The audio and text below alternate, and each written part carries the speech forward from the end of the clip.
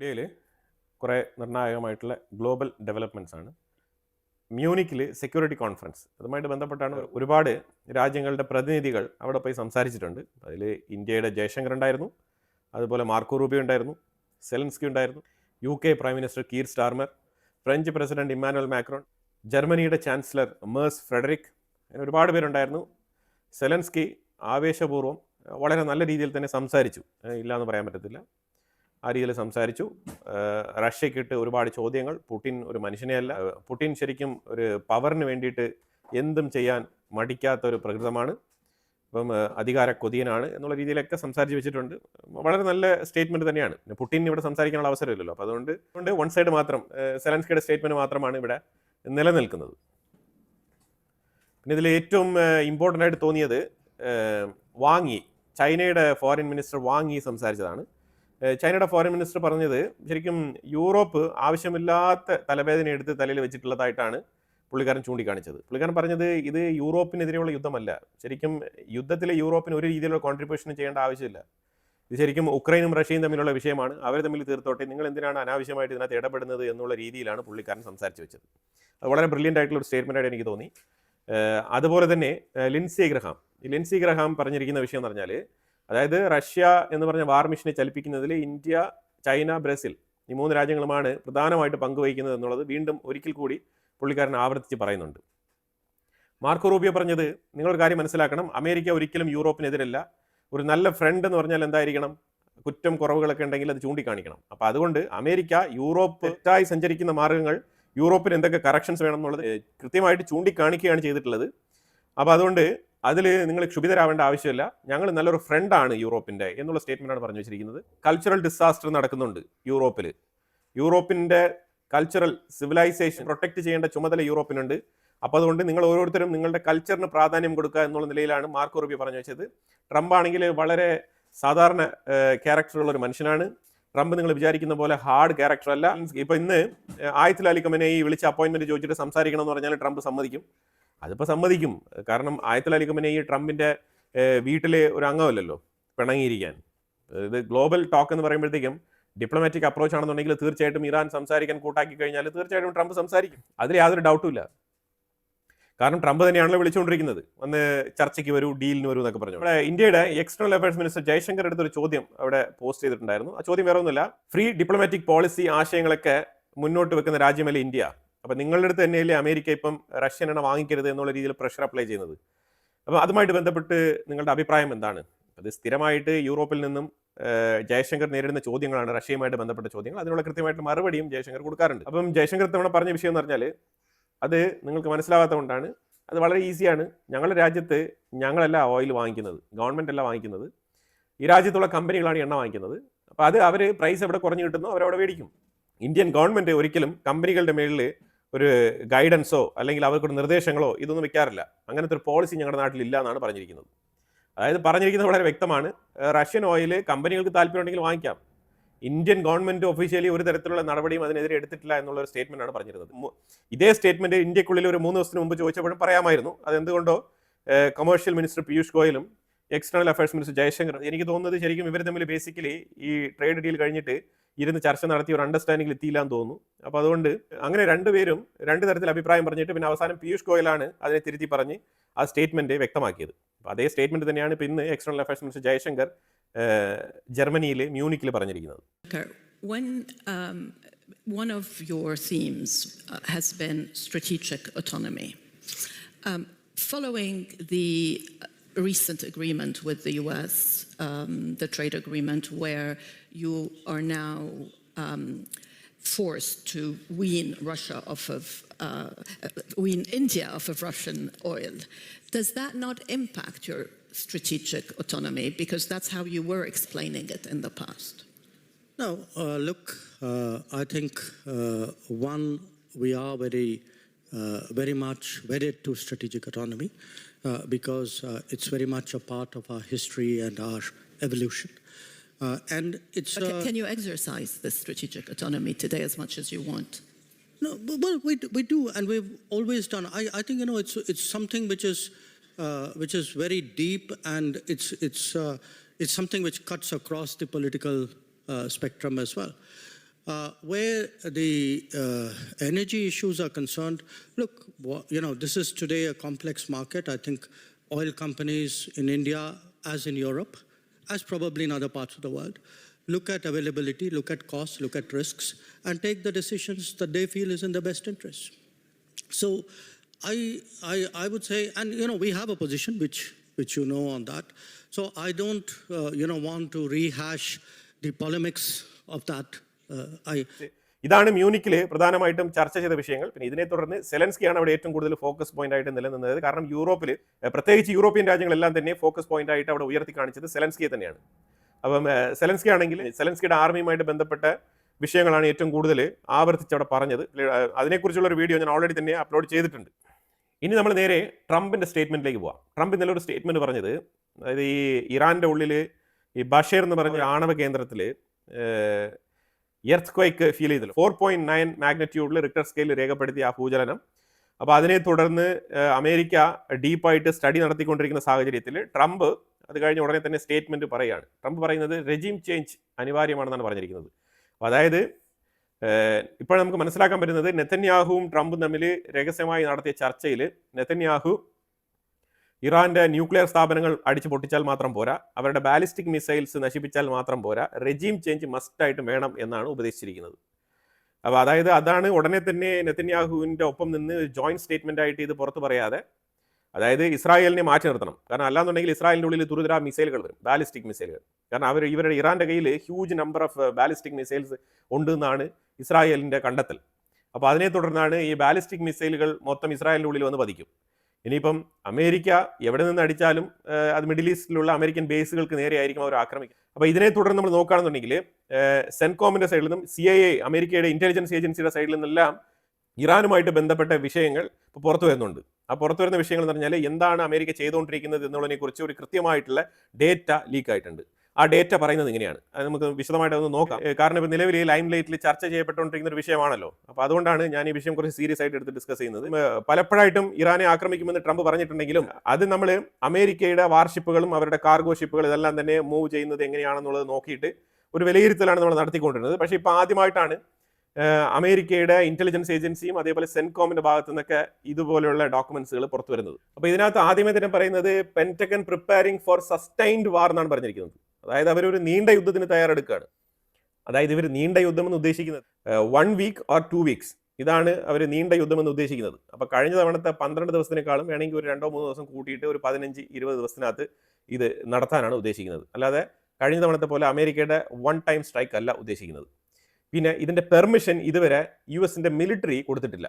Trump ഇതിനെ പ്രേരിപ്പിച്ചിട്ട് കുറേ നാളായി. മിലിറ്ററി ഓക്കെ ആണെന്നുണ്ടെങ്കിൽ ഞാൻ ഓക്കെ ആണ് എന്നുള്ളൊരു അനുവാദമാണ് ട്രംപ് കൊടുത്തിരിക്കുന്നത്. മിലിറ്ററി ഇതുവരെ ഞങ്ങൾ റെഡിയാണെന്നുള്ളത് തിരിച്ച് ട്രംപിൻ്റെ അടുത്ത് അറിയിച്ചിട്ടില്ല.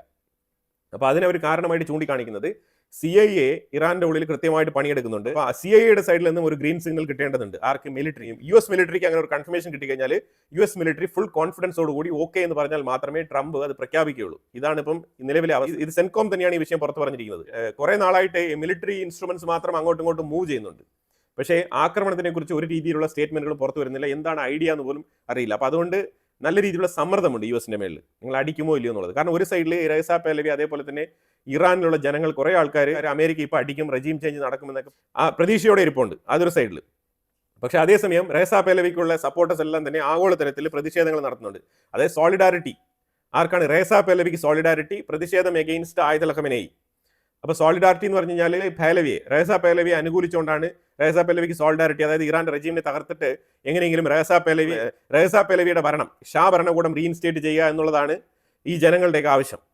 അപ്പോൾ ഇത് ഇറാന്റെ ഉള്ളിലുള്ള ജനങ്ങൾ തന്നെ 2 ചേരിയിലാണ്. IRGCയുടെ ചേരിയിൽ നിൽക്കുന്ന ജനങ്ങളുണ്ട്, അതേപോലെ തന്നെ റേസ പേലവി അനുകൂലിക്കുന്ന ജനങ്ങളുമുണ്ട്. ഇതാണ് ഇറാന്റെ നേച്ചർ. അപ്പോൾ ഈ സാഹചര്യത്തിലാണ് ട്രംപ് റെജീം ചേഞ്ചിന് വേണ്ടിയിട്ട് ആഹ്വാനം ചെയ്തിരിക്കുന്നത്. കഴിഞ്ഞ 12 ദിവസത്തെ യുദ്ധത്തിലാണെന്നുണ്ടെങ്കിൽ ഇറാന്റെ എയർ ഡിഫൻസ് സിസ്റ്റംസ് മൊത്തം ബോംബിട്ട് തകർത്തിട്ടുണ്ടായിരുന്നു. ഒരു 5 ന്യൂക്ലിയർ ഫെസിലിറ്റീസ് ടാർഗറ്റ് ചെയ്ത് അറ്റാക്ക് നടത്തിയിട്ടുണ്ടായിരുന്നു. അതൊക്കെ ഇപ്പോൾ അവർ റീബിൽഡ് ചെയ്തെന്നാണ് കേൾക്കുന്നത്. അതുപോലെ 1000-ലധികം ആൾക്കാർ കൊല്ലപ്പെട്ടിട്ടുണ്ടായിരുന്നു. പിന്നെ കുറേ ന്യൂക്ലിയർ സയന്റിസ്റ്റുകളെയും മിലിറ്ററി ഉദ്യോഗസ്ഥരെയൊക്കെ ടാർഗറ്റ് ചെയ്ത് അസാസിനേഷൻ ചെയ്തിട്ടുണ്ടായിരുന്നു. ഇതാണ് മെയിനായിട്ട് സംഭവിച്ചിരുന്നത്. അമേരിക്കയും ഇറാനും തമ്മിൽ ഈ ഒരു ക്ലാഷ് തുടങ്ങിയിട്ട് കുറേ നാളായി. അപ്പോൾ കഴിഞ്ഞ ആഴ്ചയാണ് ഒമാനിൽ വെച്ചിട്ട് 2 രാജ്യങ്ങളുടെ നേതാക്കളും ചർച്ച നടത്തി പിരിഞ്ഞത്. അതൊരു രീതിയിലും ഒത്തുതീർപ്പായിട്ടില്ല. അടുത്ത ചർച്ചയ്ക്ക് വേണ്ടിയിട്ടുള്ള ഡേറ്റും പ്രപ്പോസ് ചെയ്തിട്ടില്ല. ഇറാൻ ആണെങ്കിൽ ഞങ്ങൾ തയ്യാറല്ല എന്നാണ് പറഞ്ഞിട്ടിരിക്കുന്നത്. ഇറാൻ ആണെങ്കിൽ ഞങ്ങൾ തയ്യാറല്ല എന്ന് പറഞ്ഞിട്ടുള്ള വെല്ലുവിളി നടത്തിയിട്ടാണ് ഇരിക്കുന്നത്. ഇപ്പോൾ മെയിനായിട്ടും അമേരിക്കയുടെ ഉള്ളിൽ ട്രംപിൻ്റെ ഇൻറ്റൻഷനെയാണ് ചോദ്യം ചെയ്യുന്നത്. എന്താണ് ട്രംപിൻ്റെ ഇൻറ്റൻഷൻ? അത് നെതന്യാഹുവിൻ്റെ മീറ്റിങ്ങും കഴിഞ്ഞു. എന്താണ് ഇൻറ്റൻഷൻ? ഡൗട്ട്ഫുൾ ആയിട്ടാണ് ട്രംപിൻ്റെ നിലപാടിനെ നോക്കിക്കാണുന്നത്. ഇയാൾ ജെന്യൂൻ ലീവ് സമാധാനത്തിന് വേണ്ടി ശ്രമിക്കുകയാണോ, അല്ലാന്നുണ്ടെങ്കിൽ നെഗോസിയേഷൻ എന്നുള്ള പേരിൽ പുകമറ സൃഷ്ടിച്ചുകൊണ്ട് ഒരു സസ്റ്റൈനബിൾ മിലിറ്ററി ആക്ഷന് വേണ്ടിയിട്ട് പദ്ധതി ഒരുക്കുകയാണോ, ഒരു ട്രാപ്പാണോ എന്നും കൂടി സംശയങ്ങളുണ്ട്. വൈറ്റ് ഹൗസിന്റെ സ്പോക്സ് പേഴ്സൺ ആയിട്ടുള്ള അന്ന ഖെല്ലി അവർ പറഞ്ഞിരുന്നത് all options are on the table എന്നാണ് പറഞ്ഞിരിക്കുന്നത്. തീരുമാനങ്ങൾ എപ്പോഴും അമേരിക്കയുടെ നാഷണൽ സെക്യൂരിറ്റി ഇൻട്രസ്റ്റിന്റെ താല്പര്യങ്ങൾ അനുസരിച്ചായിരിക്കും എന്നാണ് പറഞ്ഞിരിക്കുന്നത്. ഈ നാഷണൽ സെക്യൂരിറ്റി ഇൻട്രസ്റ്റ് എന്ന് പറയുമ്പോഴത്തേക്ക് മനസ്സിലായല്ലോ, അവിടെ ട്രംപ് അഡ്മിനിസ്ട്രേഷൻ മാത്രമല്ല, അവിടെ CIA വലിയ റോളുണ്ട്. അപ്പോൾ CIA പ്ലസ് US മിലിറ്ററി, അത് കഴിഞ്ഞിട്ടാണ് ട്രംപ് അഡ്മിനിസ്ട്രേഷൻ. ഇവർ രണ്ടുപേരും യെസ് പറഞ്ഞാൽ മാത്രമേ ട്രംപ് അനൗൺസ് ചെയ്യുള്ളൂ. അപ്പോൾ അങ്ങനെ നോക്കുമ്പോൾ ട്രംപ് ഇപ്പോൾ റെജീം ചേഞ്ചിന് വേണ്ടിയിട്ട് ഒരു പ്രഖ്യാപനം നടത്തിയിട്ടുണ്ട്. അപ്പോൾ എന്തായാലും അമേരിക്ക വളരെ മാസീവായിട്ട് വളരെ സ്ട്രോങ് ആയിട്ടുള്ള ഇറാന്റെ റിറ്റാലിയേഷൻ പ്രതീക്ഷിക്കുന്നുണ്ടെന്നും കൂടി അവർ കൂട്ടിച്ചേർക്കുന്നുണ്ട്. അതായത് റിറ്റാലിയേഷൻ പ്രതീക്ഷിച്ചുകൊണ്ട് തന്നെയാണ് അമേരിക്ക അവിടെ ഇറങ്ങിയിരിക്കുന്നത് കളത്തിൽ എന്നാണ് പറഞ്ഞിരിക്കുന്നത്. സംഭവം നമ്മൾ എപ്പോഴും നോക്കിക്കാണുന്ന പോലെയല്ല, കാര്യം കുറച്ചുകൂടി സീരിയസ് ആയിട്ട് മുന്നോട്ട് പോവുകയാണ്. IRGC ആണെങ്കിൽ വീണ്ടും താക്കീത് കൊടുത്തിട്ടുണ്ട്. ഞങ്ങൾ ഈ സറൗണ്ടിങ്ങിലുള്ള അമേരിക്കൻ ബേസുകളെല്ലാം ടാർഗറ്റ് ചെയ്യും. അതിനൊരു രാജ്യങ്ങൾ ഞങ്ങളുമായിട്ട് ഒരു വിദ്വേഷം വെച്ച് പുലർത്തരുത്. ഞങ്ങൾ ടാർഗറ്റ് ചെയ്യുന്നത് US ബേസുകളെയാണെന്നാണ് പറഞ്ഞു വെച്ചിരിക്കുന്നത്. അമേരിക്കയുടെ ടാർഗറ്റ് ലിസ്റ്റും അവർ പറയുന്നുണ്ട്. ന്യൂക്ലിയർ ഇൻഫ്രാസ്ട്രക്ചർ, അതുപോലെ ഇറാന്റെ സ്റ്റേറ്റ് ഫെസിലിറ്റീസ്, ഇറാന്റെ ഗവൺമെന്റുമായിട്ട് ബന്ധപ്പെട്ട സ്ഥാപനങ്ങളൊക്കെ എവിടെയൊക്കെ ഉണ്ട് അതൊക്കെ അടിച്ച് തകർക്കും എന്നാണ് പറയുന്നത്. ഇറാന്റെ സെക്യൂരിറ്റി ഫെസിലിറ്റീസ്, IRGC സ്ഥാപനങ്ങൾ എവിടെയൊക്കെ ഉണ്ട് അതെല്ലാം തന്നെ അടിച്ച് തകർക്കും എന്നാണ് പറഞ്ഞിരിക്കുന്നത്. ഇതാണ് അമേരിക്ക ടാർഗറ്റ് ചെയ്യുന്ന ലൊക്കേഷൻസ്. ഇതിലൂടെ അവർ ഒന്നുകൂടി പറയുന്നുണ്ട്, നമ്മൾ ജസ്റ്റ് അടിച്ചാൽ മതി, അവിടെ സ്വമേധയായിട്ട് റെജീം ചേഞ്ച് ഉണ്ടാകുമെന്നാണ് പ്രതീക്ഷിക്കുന്നത് അമേരിക്ക. സ്വമേധ റെജീം ചേഞ്ച് ഉണ്ടാകുമെന്ന് അവർ പ്രതീക്ഷിക്കുന്നത് എന്താണെന്ന് നമുക്കറിയില്ല. ഇറാന്റെ ഉള്ളിൽ IRGC ഇതേപോലെ ഇന്റർനെറ്റ് കാര്യങ്ങളൊക്കെ കട്ട് ചെയ്തിട്ട് അവർ ഇന്റർണലി തന്നെ സ്വന്തം ജനങ്ങളെ തന്നെ വധിക്കാൻ തുടങ്ങും. അതാണ് IRGC സ്വഭാവം. ആ സാഹചര്യത്തിൽ ഇതൊരു ദുരന്തമായി ഭവിക്കാനുള്ള സാധ്യതയുമുണ്ട്. പിന്നെ അമേരിക്ക ഇത്രത്തോളം ഇറങ്ങി വന്നിട്ട് ഇറാന്റെ മേലിൽ ഒരു ആക്രമണം നടത്തിയിട്ട് അത് പരാജയപ്പെട്ടു കഴിഞ്ഞാൽ ട്രംപിന് എക്കാലത്തേക്കും കിട്ടുന്ന ഒരു തിരിച്ചടിയായിരിക്കും അത്. അപ്പോൾ അതുകൊണ്ട് ട്രംപ് കുറച്ച് കൺഫ്യൂസ്ഡ് ആയിട്ടാണ് ഈ കാര്യങ്ങളൊക്കെ ഡീൽ ചെയ്യുന്നത്. എന്തായാലും ട്രംപ് US മിലിറ്ററിയെ വിശ്വസിച്ച് മാത്രമാണ് ഇറങ്ങിത്തിരിക്കുന്നത്. ഇതിന് ഏത് അവസ്ഥയിലായിത്തീരും എന്നുള്ളത് അറിയത്തില്ല, പോസിറ്റീവ് ഓർ നെഗറ്റീവ്. അടിച്ചു കഴിഞ്ഞാൽ റെജീം ചേഞ്ച് വന്നതിന് ശേഷം മാത്രമേ പിന്നെ അമേരിക്ക അടി നിർത്തത്തുള്ളൂ, അത് മാത്രം ഉറപ്പാണ്. അല്ലെങ്കിൽ നാണക്കേടാണെന്നേ. അതാണ് ഇപ്പോൾ ഇത്രയും ഡിലേ ചെയ്ത് ഇത്രമാത്രം ആലോചിച്ച് മുന്നോട്ട് നീങ്ങുന്നത്. ഇപ്പം US അർമദ എന്ന് പറഞ്ഞ ഈ വാർഷിപ്പുകളുടെ വലിയൊരു നിര തന്നെ മിഡിൽ ഈസ്റ്റിൽ നിരത്തിയിട്ടുണ്ട്. Including Abraham Lincoln CENTCOM operation unit ഉള്ളൊരു വാർഷിപ്പാണ് ഈ അബ്രഹാം ലിങ്കൻ വരെ, USS അബ്രഹാം ലിങ്കൻ വരെ കൃത്യമായിട്ട് അവിടെ നിർത്തിയിട്ടിരിക്കുകയാണ്. അതിൻ്റെ അടിയിൽ ഇപ്പോൾ നല്ല രീതിയിൽ പായലൊക്കെ പിടിച്ചിട്ടുണ്ടാവും, കാരണം അവിടെ നിർത്തിയിട്ട് കുറേ നാളായി. അതുപോലെ USS ജെറാൾഡ് വേൾഡിൽ തന്നെ ഏറ്റവും വലിയ ലാർജസ്റ്റ് എയർക്രാഫ്റ്റ് കരിയറാണ്. ആ ഫ്ലീറ്റും കൂടി വന്നുകൊണ്ടിരിക്കുകയാണ്. അതിനോടൊപ്പം 9 ഡിസ്ട്രോയർ ഷിപ്പുകളും കൂടിയുണ്ട്. ആ വലിയൊരു നിര തന്നെ വന്നുകൊണ്ടിരിക്കുകയാണ്.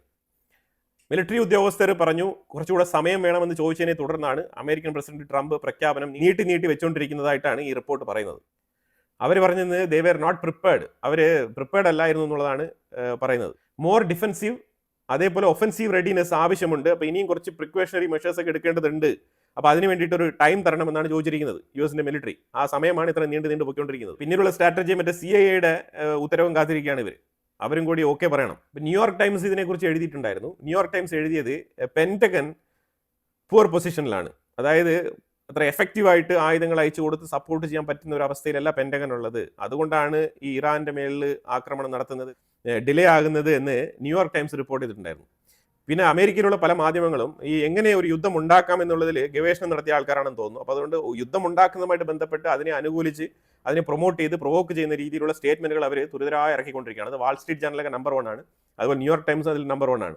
ഈ മിഡിൽ ഈസ്റ്റിലുള്ള രാജ്യങ്ങൾ കൃത്യമായിട്ട് അവർ air defence, Qatar, Iraq, Bahrain, Kuwait, Jordan, ഈ രാജ്യങ്ങളിലൊക്കെയാണ് എയർ ഡിഫൻസ് സിസ്റ്റം റീപൊസിഷൻ ചെയ്തിരിക്കുന്നത്. US ഫോർമർ സെൻകോമിൻ്റെ ചീഫായിട്ട് പ്രവർത്തിച്ചിരുന്ന ജനറൽ ജോസഫ് വോട്ടൽ, പുള്ളിക്കാരൻ പറഞ്ഞിരിക്കുന്നത് ഇനവിറ്റബിൾ ആയിട്ടുള്ള റെസ്പോൺസ് കൊടുക്കാൻ തയ്യാറായിട്ട് വേണം ഇറാന്റെ മുന്നിലേക്ക് പോകാൻ. അല്ലാതെ അവിടെ നിന്ന് ബാലിസ്റ്റിക് മിസൈലുകൾ വന്നു കഴിഞ്ഞാൽ അത് 1-2 പോലും മിസ് ചെയ്യാതെ അറ്റാക്ക് ചെയ്യാനുള്ള കേപ്പബിലിറ്റി ഉണ്ടാവണം.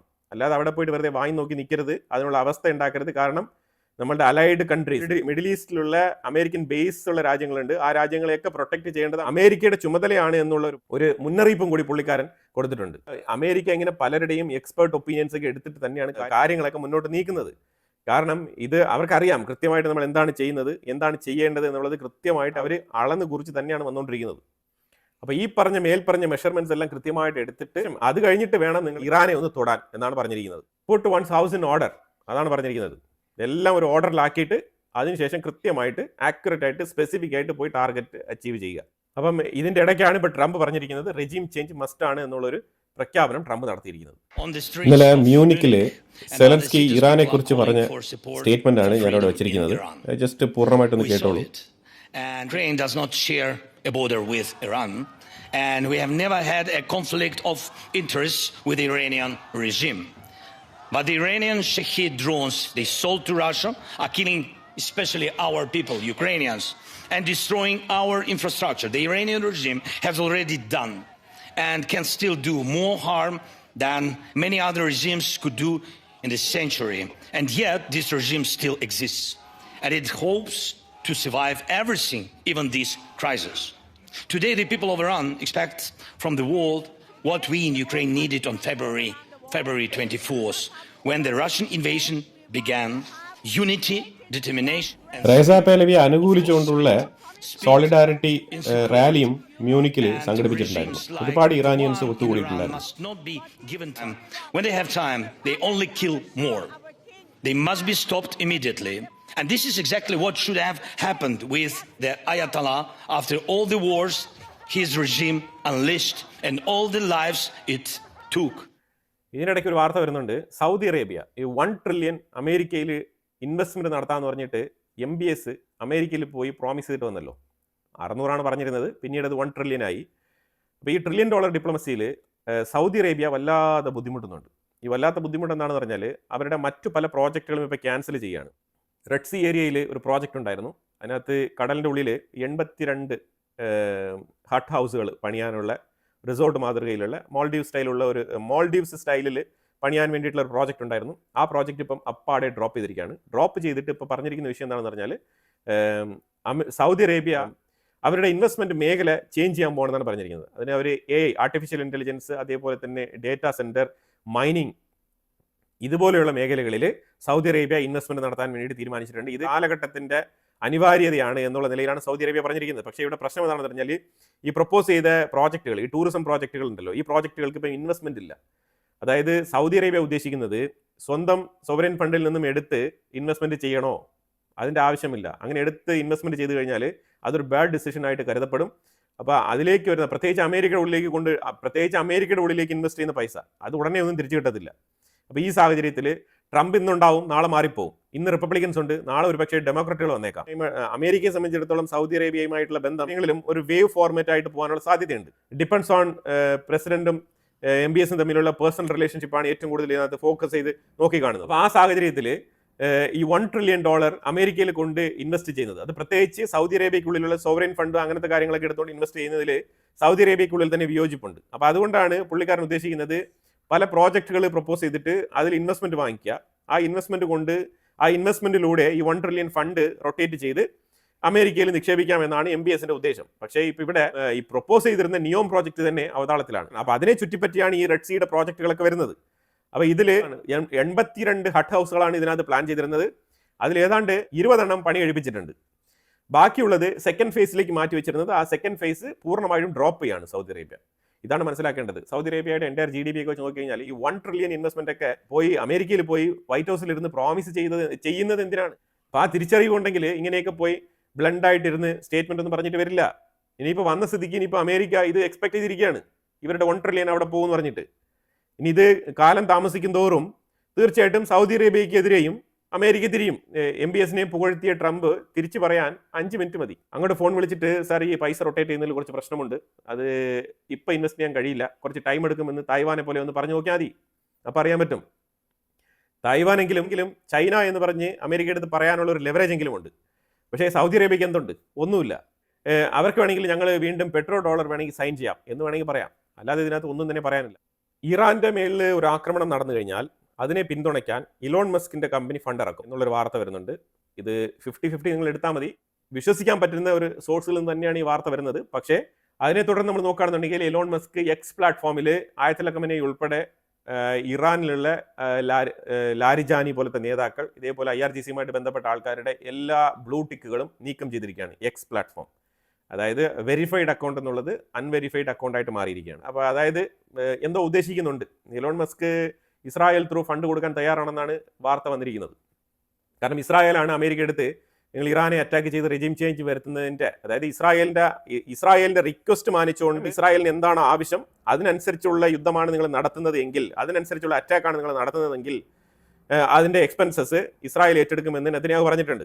അപ്പോൾ അതിനെ തുടർന്ന് തീർച്ചയായിട്ടും ഫണ്ടിങ് വളരെ കൃത്യമായിട്ട് ധാരണയുണ്ടാവും. അതിൻ്റെ സോഴ്സ് ഇലോൺ മസ്ക് ആണെന്നാണ് പൊതുവിൽ ഇപ്പം വാർത്തകൾ വരുന്നത്. പിന്നെ ഇതെല്ലാം ഒരു സൈഡിലിരുന്നാലും ഞെട്ടിക്കുന്ന തരത്തിൽ ലിൻസി ഗ്രഹാം ഒരു സ്റ്റേറ്റ്മെന്റ് പറഞ്ഞിട്ടുണ്ട്. ലിൻസി ഗ്രഹാം പറഞ്ഞിരിക്കുന്നത് വേറെ ഒന്നുമല്ല. ലിൻസി ഗ്രഹാം പറയുന്നുണ്ട് ഇറാന്റെ ഉള്ളിൽ എത്രയും പെട്ടെന്ന് റെജീം ചേഞ്ച് കൊണ്ടുവരണം എന്നുള്ള സ്റ്റേറ്റ്മെന്റ് ആവർത്തിച്ച് പറയുന്നു ലിൻസി ഗ്രഹാം. അപ്പോൾ ലിൻസി ഗ്രഹാമിൻ്റെ അടുത്ത് ഒരു ചോദ്യം അങ്ങോട്ട് ചോദിക്കുകയാണ്. അതായത് ഈ റെജീം ചേഞ്ച് വന്നു കഴിഞ്ഞാൽ ഈ റേസ പെലവി ആയിരിക്കുമോ അവിടുത്തെ അടുത്ത ലീഡർ എന്ന് ചോദിച്ചപ്പോഴത്തേക്കും നോ, അത് ഞങ്ങൾ ഇതുവരെ തീരുമാനിച്ചിട്ടില്ല, തീർച്ചയായിട്ടും വേറൊരു ആളായിരിക്കും എന്നാണ് പറഞ്ഞിരിക്കുന്നത്. ഇതിനെക്കുറിച്ചുള്ള ഡീറ്റെയിൽ ആയിട്ടുള്ള വിഷയങ്ങൾ എന്താണെന്ന് നമുക്ക് അറിയില്ല. അപ്പോൾ ഇങ്ങനെ ഒരു സർപ്രൈസ് ആയിട്ടുള്ള ഒരു സ്റ്റേറ്റ്മെന്റ് പുള്ളിക്കാരൻ്റെ വായിൽ നിന്ന് വന്നിട്ടുണ്ട്. തൽക്കാലം ഞാനിവിടെ വാർത്ത അവസാനിപ്പിക്കുകയാണ്. ഇതിനെക്കുറിച്ചുള്ള അഭിപ്രായങ്ങൾ കമന്റ് ബോക്സിൽ രേഖപ്പെടുത്തുക. കൂടുതൽ വാർത്തകളുമായിട്ട് അടുത്ത വീഡിയോയിൽ വരാം. Thank you so much.